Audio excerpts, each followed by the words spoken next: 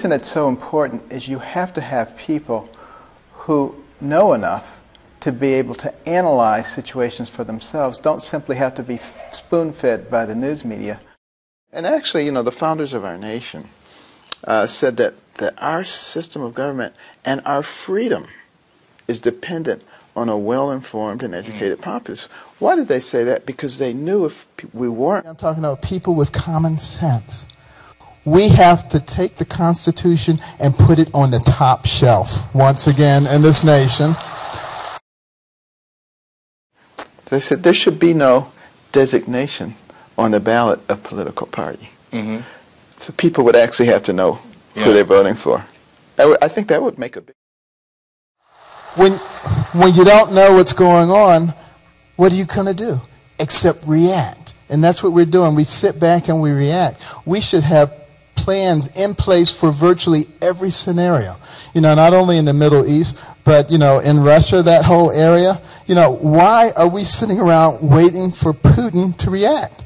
You know, we have the ability with all of our natural resources to make Europe dependent on us for oil. They don't need to be dependent on the Soviet Union.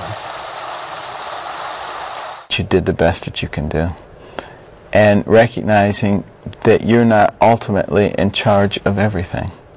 I say people with traditional values, and particularly Judeo-Christian values, have to be willing to stand up for what they believe. Because the secular progressives will keep pushing until they meet resistance. I mean, the trademark issue with the Redskins, I mean, give me a break. When we've got IRS going on, and Benghazi going on, and NSA going on, and Fast and Furious going on, and a dozen other things going on, and we're talking about a trademark, is that in 2012, more people did not vote than voted for either candidate.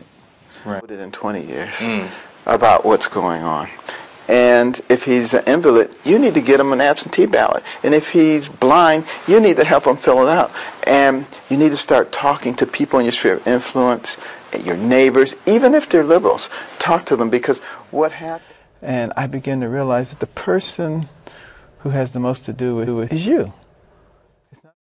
As a person who helped people to understand the incredible potential that they had, and to help people realize that they really don't have to depend on a lot of other people.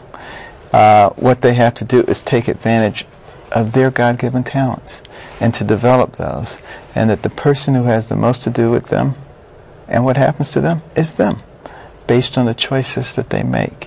And if you can get people to understand that, and you can abolish that victim mentality, you're going to have an army of very capable professionals.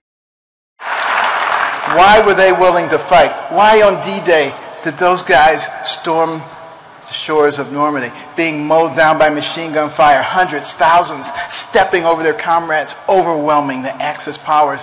They did it because they wanted you to have a land that was free. They didn't do it so that you could have a land where our leaders pick and choose the laws that they want to enforce. They didn't do it where we could have a land where we pick winners and losers. They did it so that we could have a nation where there was freedom and justice for all. And the next time you sing the national anthem and you get to the end of that first stanza and it says, the land of the free and the home of the brave, don't just let those words roll off your tongue. We must remember that we cannot be free if we are not brave. Thank you, and God bless.